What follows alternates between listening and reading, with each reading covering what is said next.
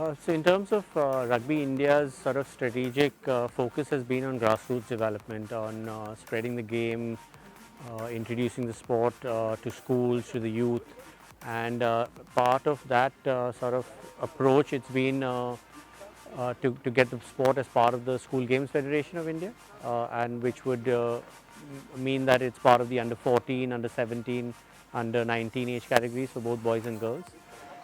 And yeah, I mean that without doubt that is the future of any sport, and we're pretty pleased that uh, rugby has in the last 5 years been part of these national school games, and a lot of the players that are coming out of this sort of program are the ones who are going on to represent their states and join the national team as well.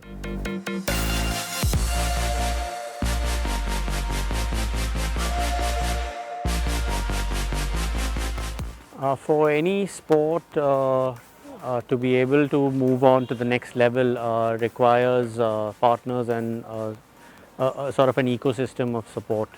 And I mean, I think we're pretty lucky to have the likes of Societe Generale that are supporting grassroots programs within India. We've got Orissa government that's coming in to support the high performance side of things. Partners like KIIT that come in with providing infrastructure and facilities for most of our national tournaments and national team training camps. In terms of nutrition, we've got Fast and Up, we've got sponsors like Blade who are committed to the cause. So yeah, so it's and even like an ABTP, which is the Abhinav Bindra Targeting Performance Center, that provides the players who are part of the national program to move up to the next level in terms of their performance. So yeah, I think for any sport to grow, you would need partners, and it can't be done individually. And I think we're pretty pleased, and I think as things move forward, we'll hopefully have more stakeholders involved in the sport and help grow further.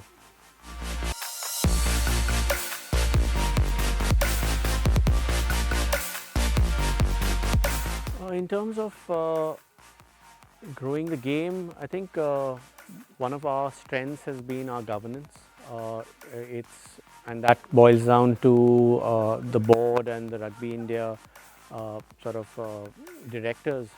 And what's unique and special about the board members is their commitment to the sport, and every decision is made in the interest of the sport. So yeah, I mean, every single member would go out of their way to ensure the sport gets its due, gets sort of the recognition. I think the challenges we face is lack of visibility, and that's something we really need to address. There is no rugby on television, and I think that's the biggest hurdle that we need to overcome for us to get into the bigger league and be at par with other sports in India.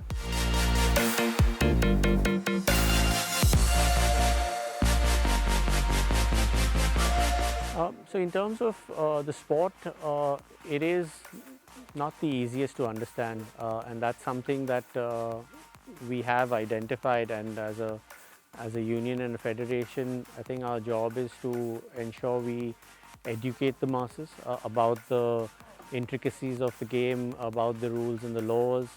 So yeah, so that is something, and obviously it goes hand in hand with visibility. What's been fantastic has been our use of social media, and that's been a more sort of an approach which has been easier to reach out to the wider group, because yeah, I mean, especially during the lockdown and the last 18 months where there was very little happening on field, and how we adapted, I think, really quickly in terms of taking things online, be it from a training and education perspective or in terms of awareness and just reaching out.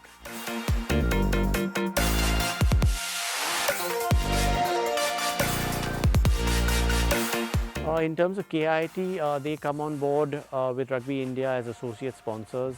It is, I think, a huge boost to Rugby India, because they not only come with the world-class sort of facilities, be it playing fields or swimming pools or gymnasiums, indoor sort of arenas that are available.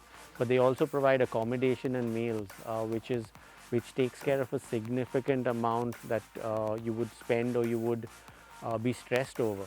So they kind of take all of that sort of burden off us, and have been. We've sort of officially got into a relationship now, but they've been doing this for the last 4 or 5 years and have been involved in the sport even longer. So yeah, I think we're very, very grateful to KIIT for their involvement, and we just hope that we can give back to them as much as they are giving to us.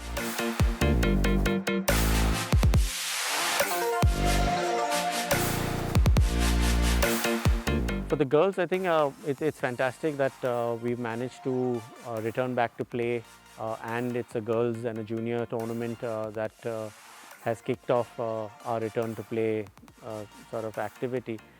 Uh, in terms of girls, when we saw them for the very first time, when there were about 50 odd girls from 13 different states coming across, we were pretty pleased by their uh, the level and standard. That was something which was a bit of a concern prior to uh, seeing them on the field, because the last time they actually played was when they were 15 years old.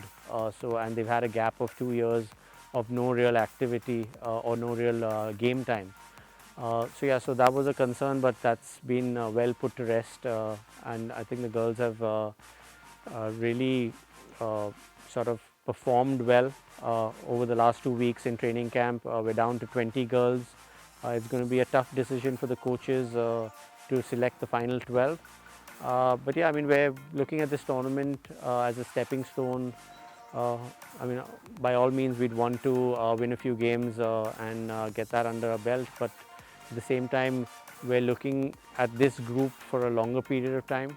They're 17 years old now. The next 5 years, they'll still be 23, and that's what our sort of long-term focus is, to develop this core group for a longer period of time. Thanks.